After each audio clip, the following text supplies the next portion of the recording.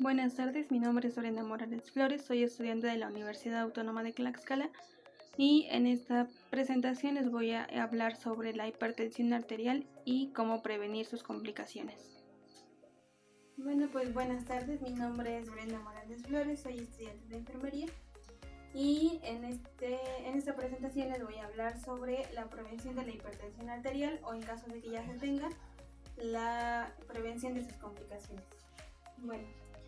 Comenzando, la tensión arterial, lo que se le conoce como la tensión arterial, es la fuerza que ejerce la sangre cuando el corazón la bombea. Entonces, aquí tenemos el ejemplo, esta es una arteria que tenemos.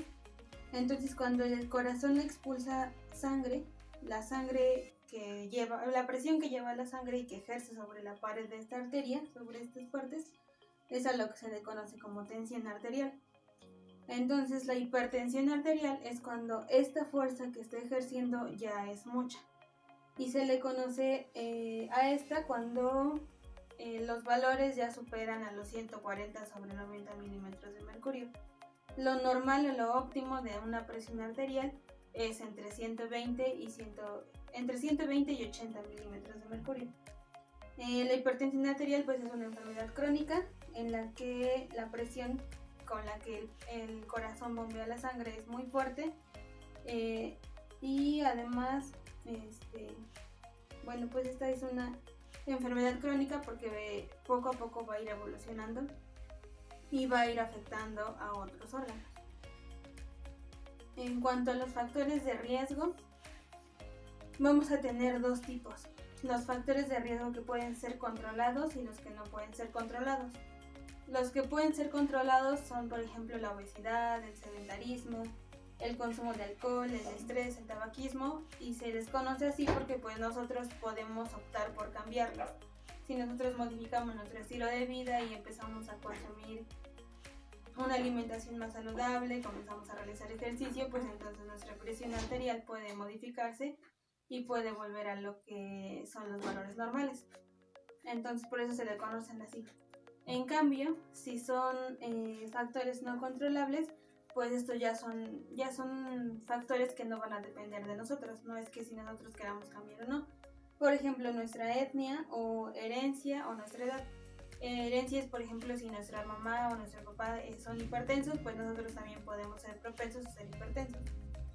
Y la edad, pues conforme pasan los años, nosotros nos volvemos más propensos a padecer hipertensión arterial. En cuanto a la clasificación, la hipertensión se puede clasificar en tres partes o en tres categorías. La primera es de acuerdo a los niveles de tensión arterial que tengamos. Se van a clasificar principalmente en cuatro: la óptima, que es 120 sobre 80, la normal, que puede ser de 121 a 129, la sistólica, que es el primer numerito que vemos, y la diastólica, que va a ser de 81 a 84, esa es la normal. Para la fronteriza van a ser de 139 y 85 sobre 89, y ya la última, que ya es la hipertensión como tal, pues ya es cuando los niveles son de 140 sobre 90 o mayores. Entonces ya de ahí, una vez que ya se diagnosticó hipertensión, pues ya vamos a tener de acuerdo a diversos estadios. La segunda clasificación va a ser de acuerdo a la importancia en lesiones orgánicas, es decir que en esa clasificación, la primera, el estadio 1, es cuando nosotros todavía no presentamos síntomas. Cuando nosotros a lo mejor nosotros tenemos la presión arterial alta, pero no presentamos ningún tipo de síntoma. El estadio 2 ya es cuando nosotros tenemos o la presión alta empieza a causar problemas ya en nuestros órganos. Sin embargo, todavía no es como muy visto, no se ve mucho sintomáticamente, o sea, no presentamos muchos síntomas. Y ya el estadio 3 ya es cuando la hipertensión empieza a causar problemas en nuestros riñones, en nuestro corazón, e incluso también puede causar problemas en nuestro cerebro. Y por la etiología va a ser primaria o secundaria. La etiología se refiere a las causas, a de dónde viene. La primaria en sí es como la más común. De hecho, se dice que de 90 a 95% de las personas es la que padecen. Y en esta no se tiene como tal una causa definida, pero se cree que son por factores de riesgo como los que les mencionaba hace rato. Y ya en la secundaria, esta es de menor frecuencia, es entre el 5 y 10% de la población que la presenta. Y en esta se da por otras enfermedades. Por ejemplo, si nosotros estamos enfermos del riñón, eso puede provocar que nuestra presión arterial esté alta. Sin embargo, si nosotros modificamos o si nosotros tratamos esa enfermedad renal, entonces nuestra hipertensión va a modificarse. Sin embargo, en la primaria no, en la primaria siempre vamos a padecer. En cuanto a la detección de la hipertensión arterial, pues esta se debe de hacer cuando se toma la presión arterial con un esfingomanómetro, que yo creo que ya lo conocen, que es el que se pone aquí, el brazalete que se pone. Con ese se mide la presión y dependiendo, como les había mencionado antes, van a existir clasificaciones de la presión arterial. Entonces, si nosotros estamos en una óptima o normal, lo único que se va a hacer es pues checarla cada 3 años solamente, y pues lo único que se recomienda es tener un estilo de vida saludable.